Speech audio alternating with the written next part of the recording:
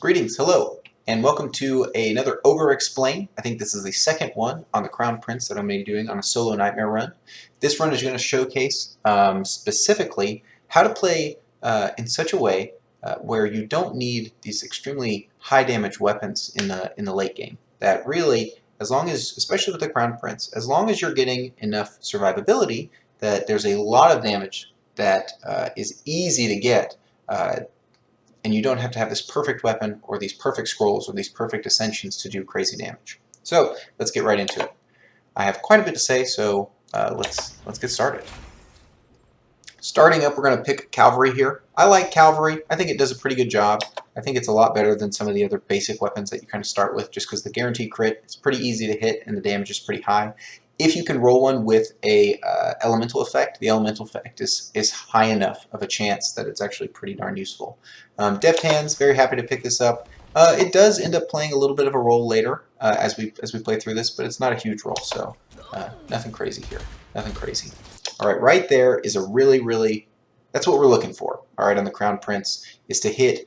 I think I may have hit at least 3, maybe 4 people there with that energy orb, and it was because I aimed it right here. I don't know if you can see my cursor, but I aimed it right where my reticule is aimed, and was able to stun all 3 of them, and that's just really efficient. Very efficient way to play. So I can pause on these and kind of talk about them.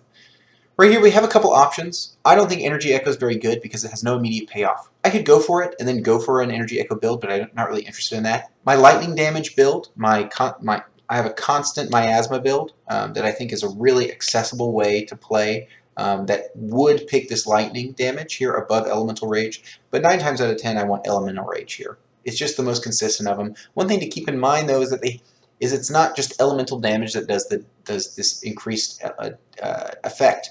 To get the added damage from elemental rage, they actually have to be under some kind of elemental effect. Something to keep in mind, because I think the idea of it dealing extra elemental damage is not quite, it gets conflated with what it really does. So get them under an effect, you get the bonus damage. Alright, and here we're just kind of, this is just a benchmark showing, you know, hey, we want to use lots of smoke grenades, our cavalry's doing fair damage, we're kind of moving through this pretty easily. I pick up Tactical Reload, I pick up that Prism for some reason, and this is the vault that I get here. I tend to always do this vault in this order here, where I start in this back right corner, wait for the grenader to throw his grenade there, and if I was a little bit better aimed, this would be even easier. But I think this is a relatively efficient way to go through this room. I think there's better ways, and I am interested in learning them, but I don't have them quite yet. So here, I think these are all 3 pretty good scrolls for the cat. Normally you can't get curse scrolls as the cat, because if you get elemental curse you just lose the run. So getting Evil Banishing, the no curse scrolls scroll, is quite strong. But here Paranormality is the pick. Paranormality is one of the best scrolls that you can get on the cat, because a lot of his shield gain perks, like inherent talents on the cat, are benefited because they are percentage based. So we're going to exploit this Paranormality a little bit later in the run, and I want to talk about it at that point. Here I have the option to upgrade. I just showed you that I saw the craftsman there, and right now, I mean, in some games, if this cavalry had a little bit better inscriptions, I might have popped 2 upgrades into it, just to make sure that my damage is consistent during this early time. I think that's a bit rare for most people, but I just wanted to show you there that I chose not to, but I did consider it. And this is just an indication of, once again, how much damage I'm doing. It's enough. It's nothing crazy. We're doing just fine. And here, very happy to see Hex Smoke, although all 3 of these would be fairly good. Hex Smoke, though, level 1 is probably one of the best single point ascensions in the game. So we pick that up. Great to have that. 50% damage reduction on enemies and a 20% multiplicative damage boost. Very strong. Here I've included this to show you how to abuse Paranormality when you have these chests that make you lose life. All you have to do is drop Paranormality from your inventory, and then activate the chest, and boom, there's Phantom Skin for free. Notice that I did not even lose the shield in the bottom left here. So there's literally no downside to doing this. And Phantom Skin, the way that it works is it heals you by a percentage of your shield every time you get hit. So having that with Paranormality, incredibly strong. incredibly, incredibly strong. So I'm moving through this. You guys know everything that I do at this point. I haven't hidden any information from you right now. And this guy spawns. Okay, and if you're in this game, I think that you might be tempted to fight this guy. But I want you to take 1 second, pause the video, and decide whether you'd fight him. Because I end up not fighting him. Alright? And I didn't give you enough time to pause, so we're just going to keep moving. But look in the bottom right-hand corner, I'm out of grenades. Okay? And I only have one. I already threw it. I don't have any way to pierce this guy's weapon. I have a prism, but, you know, doing corrosion damage against a full HP unit, and that prism has a reduced attack speed, it's just not going to cut it. So I decide that I'm going to get the best thing that I can out of the situation. I kill all the pots in the room because these are usually good clusters of pots to get grenades from, and I skedaddle out of there. For me, it just wasn't worth it. You know, even if I win but I die once, I'd rather have that one revive than the chance for a golden goblet, the chance for an extra scroll, and then choosing from 3 scrolls. I don't need those things. Here we are again with another paranormality swap. We do the same thing. We get flowing time. Great. Great scroll for what we're doing here. And then we get Tiger Cannon. Now this Tiger Cannon I think is worth picking up. The projectile +1 and the consumption +100% is super strong with the reload speed. Even the fact that it has that reduced 50% AoE, totally fine. This weapon really rounds out what I've got so far and allows me to kill other weapons that I normally wouldn't be able to kill. And I am very much rewarded here by getting Energy Blade level 1. Great. It's going to work very well with the Tiger Cannon that I just picked up. We're looking good. We're looking strong. We're feeling good. So once again, see that? That's just that's what you want to be doing with your energy orb. You can hit 2 enemies by aiming right in the middle of them. And then bam, all right?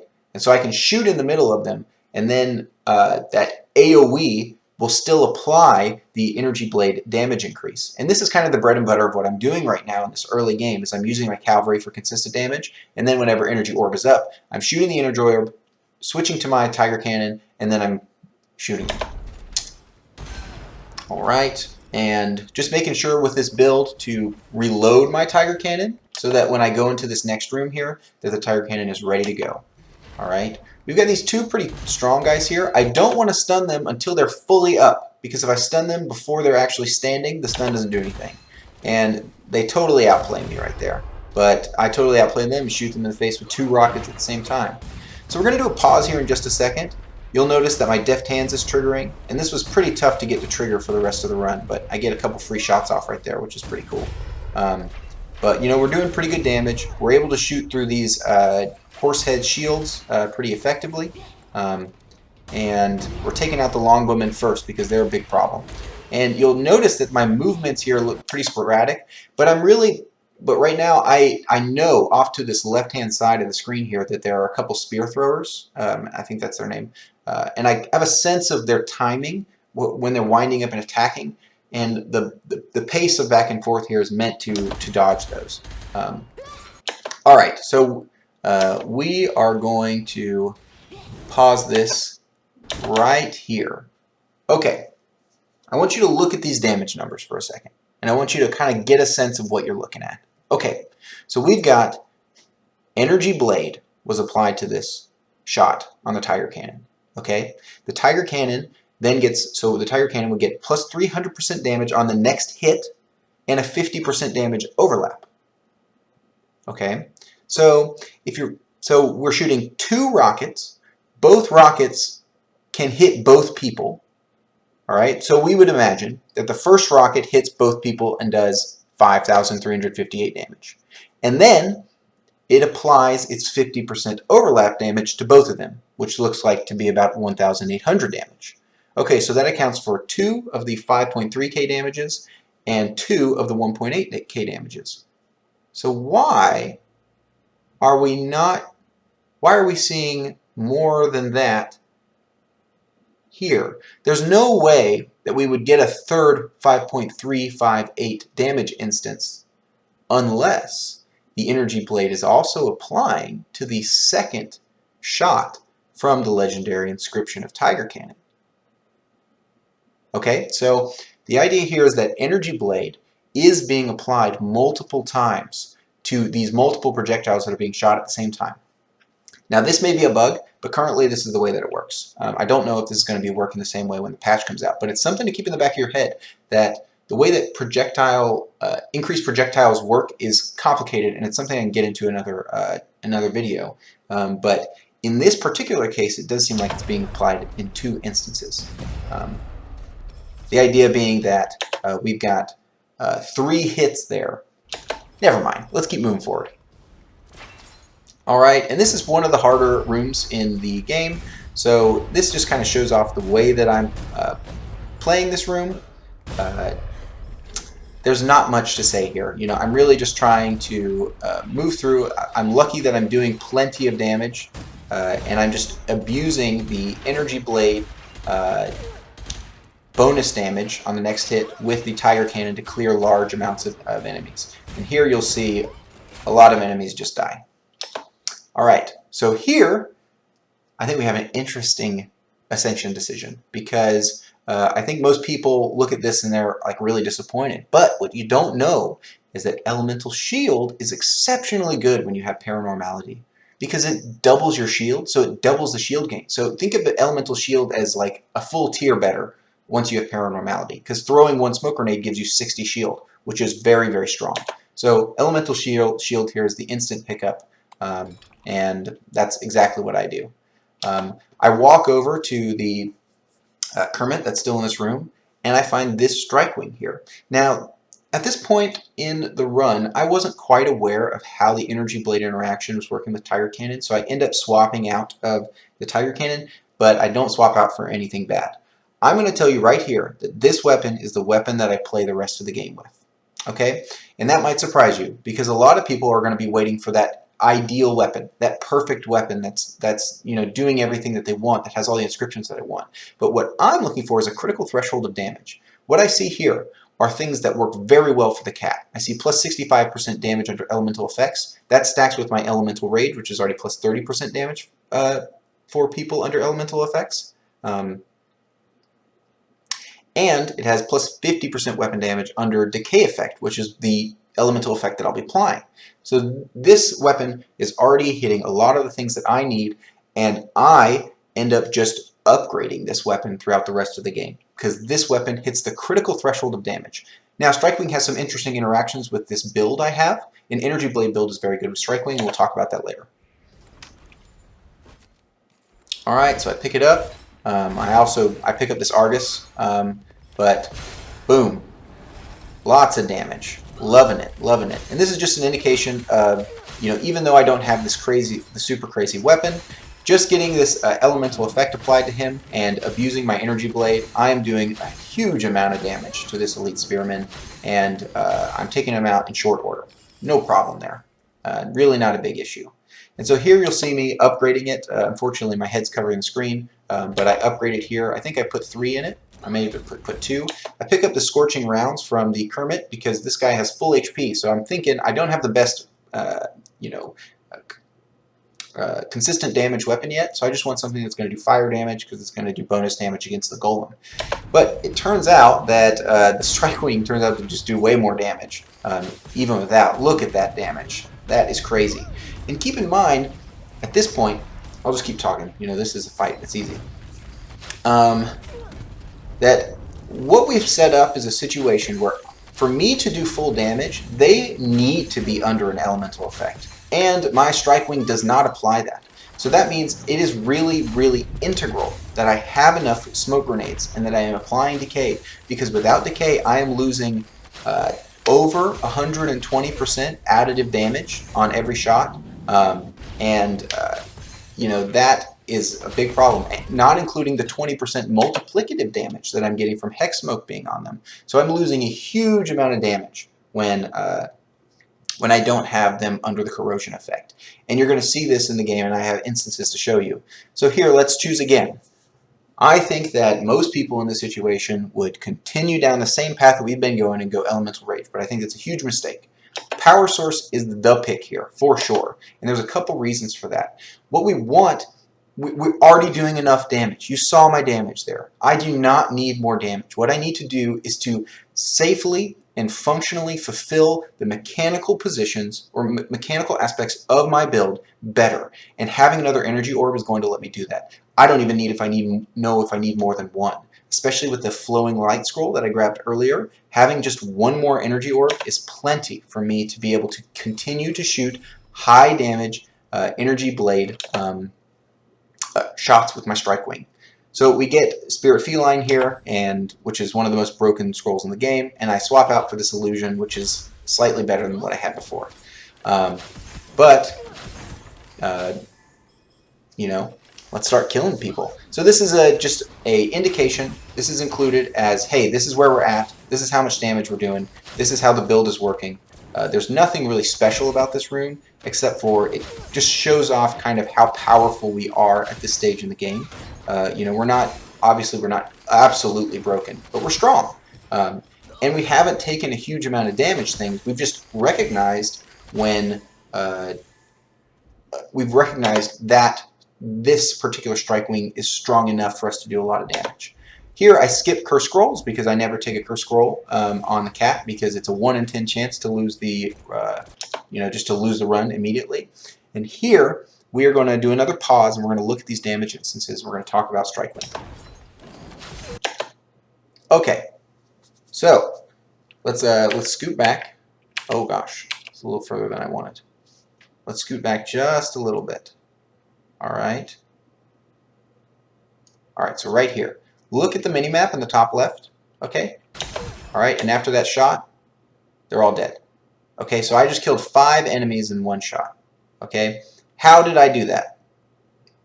Let's get back here and pause. Okay, so here's what's happening and why Strike Wing is so good on the cat, and I think is one of the safest ways to play the cat. Energy Blade is going to do the plus 300% damage and then a 50% AoE at level 1. Okay. Then it's going to shoot out 3 additional projectiles. Each of those is going to carry the plus 300% damage from the, well, they're calculated off of the damage, I think, that your original shot does. But then again, they also have the Energy Blade effect on them, meaning they are 300% more damage.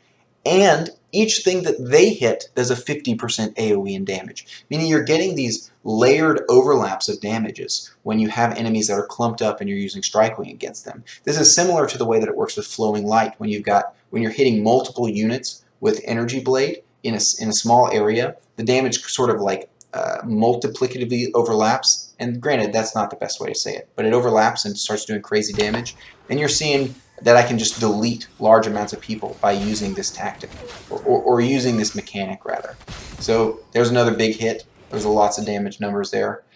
Here you're going to see me continue down this path where I'm really trying to just get a defensive ability. I don't want more damage. There's a great case here for backpack expansion because it's so integral that people are under the elemental effect while I'm attacking them.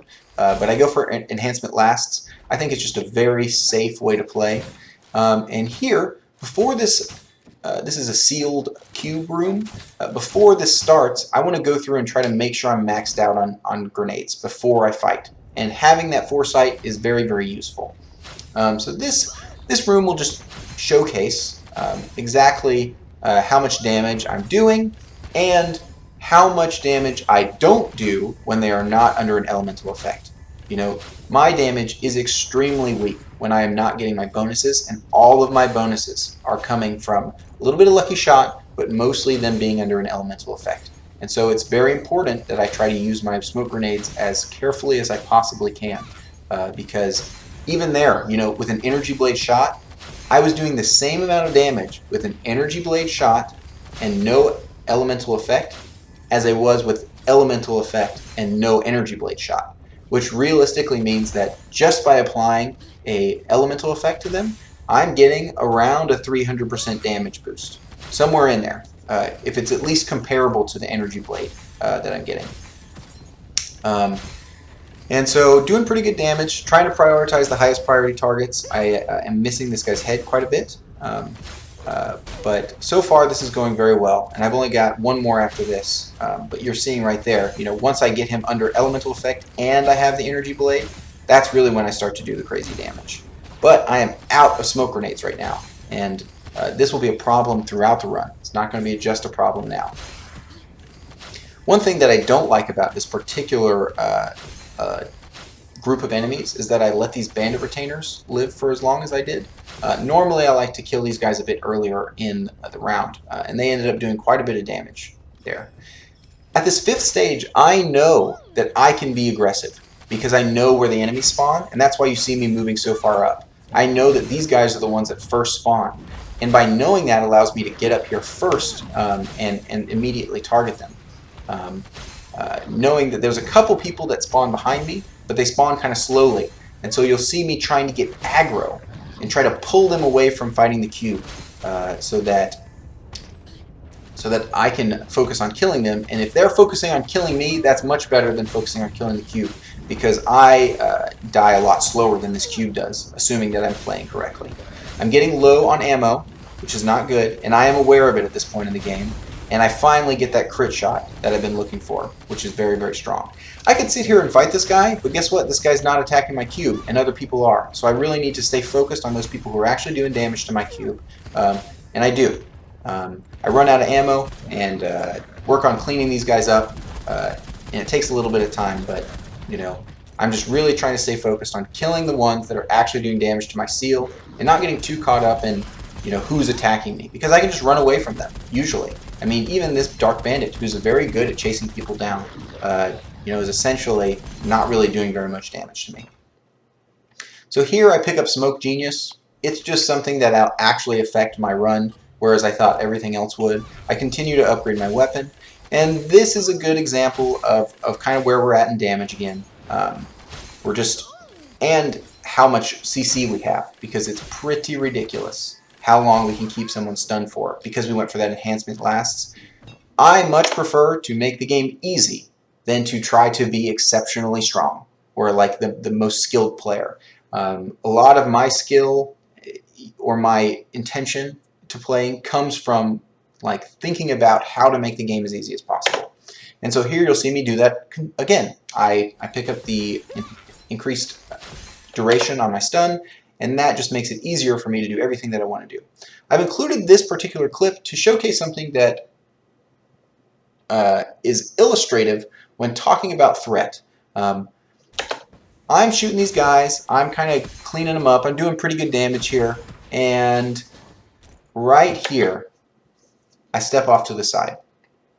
And I want you to think about why I did that and why I did that then. Because this is what it means when I say to have a good sense of threat and to have a good sense of like when you're in danger. I felt like I was in danger, and that was for a couple reasons.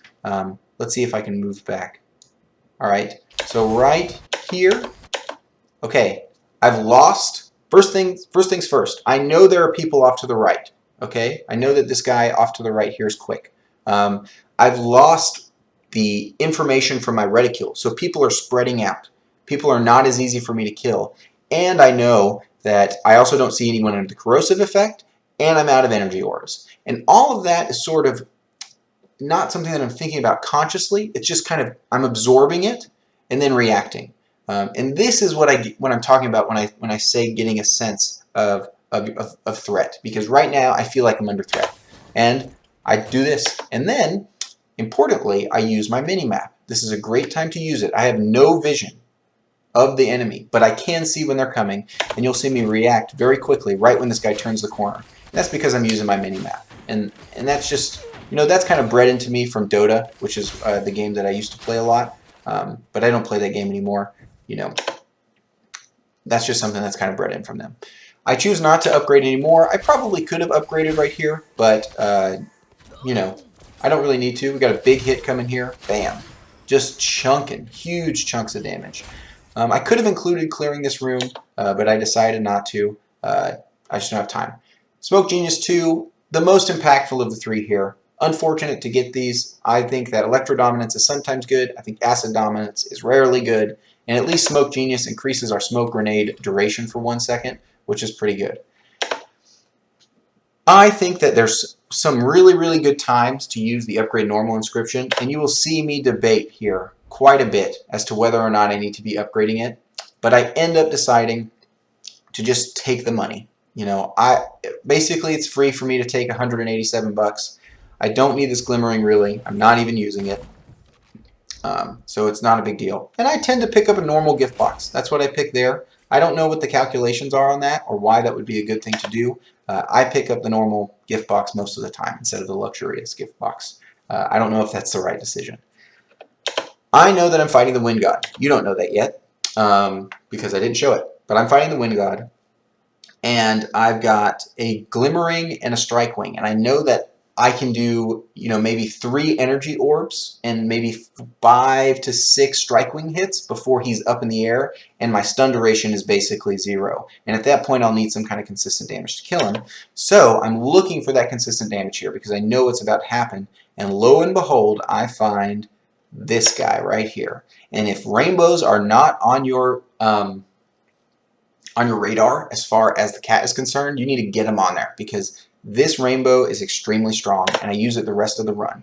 The idea with rainbow is that it's guaranteed, it's safe, and it has a high chance to apply elemental effects. And right here I choose to upgrade it, which is a waste of money. Exclusively a waste of money because all of the damage from a rainbow doesn't really come from the rainbow, it comes from miasma. So lightning damage rainbows are incredibly powerful on the cat. And you're going to see it right here. So I've got my plan. I know exactly what I'm going to do. I'm going to try to get a couple shots in with my Strike Wing and just chunk him down at first. I know I can do huge amounts of damage with that. And then, now that my stuns don't do nearly as much stun duration, I just shoot him once and hold this down and run away. And you are seeing that my miasma damage is doing crazy damage. All I have to do is keep him corroded. And he's done. Easy as that. Boom. So after killing him, I get gold medal, which is great. I am rewarded.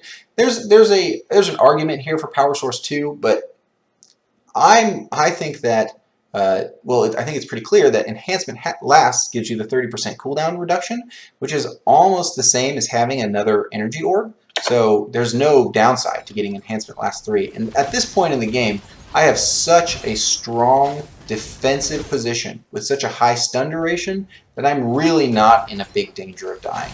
I'm doing very high damage without taking almost any damage scrolls. I think I've only got between 2 and 4 actual damage scrolls that are applying to me this game. I end up skipping Elemental Weave here because I have no need for it. I'd rather have the money. I'd rather have a little bit more damage on my Strike Wing. And this is just a showcasing of just how easy this run is now, that I have a high stun duration and that I've built my character in a defensive way. I'm at 0 risk of dying to these guys. They are very, very easy. Happy to pick up Elemental Shield here. Gives me 120 shield every time I throw it because of the paranormality. And this is a good indication. It kind of shows you why it's worth it to have some kind of secondary way to do damage, because this guy's not dying. And I finally realize that he is susceptible to miasma damage, and I just crush him, just like that.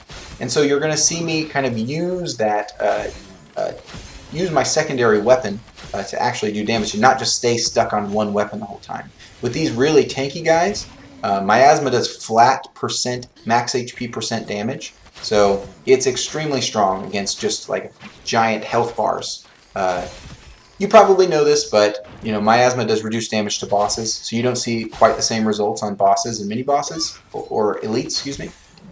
But against really tanky normal enemies, miasma just eats through them, and I'm going to use it right here. I'm going to do the same thing, because why waste all the time doing anything else when this literally just destroys them?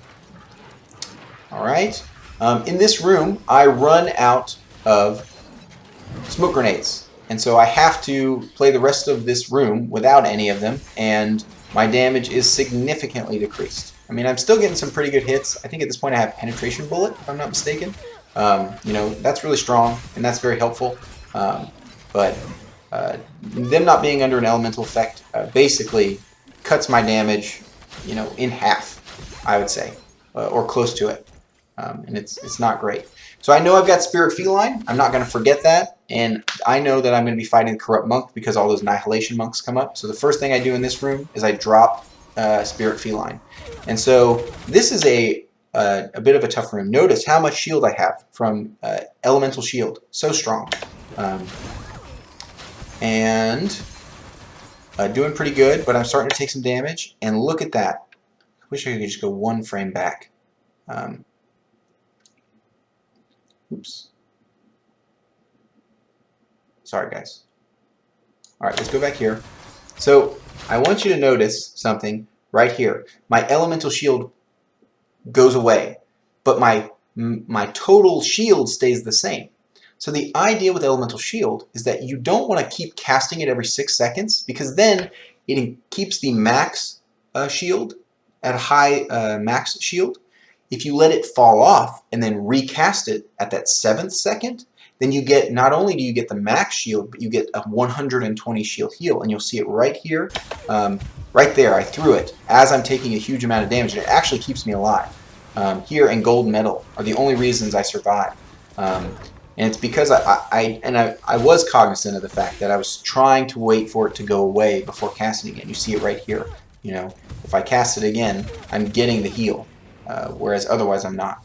And I don't think I'm misrepresenting that. I hope I'm not. I think that is correct. That's the way that it works. I think I saw some weird interaction right there. So take that with a grain of salt, because I just saw something weird. But that was what I intended to say. Alright, so we kill Elite Monk, and we are going strong. You guys are sticking with me. This is long, and we're going to keep going. Oh, there's the penetration bullet. I have to get some more grenades, backup shield. I'm getting tankier and tankier, and I'm coming to the end of this game. And the big takeaway here is that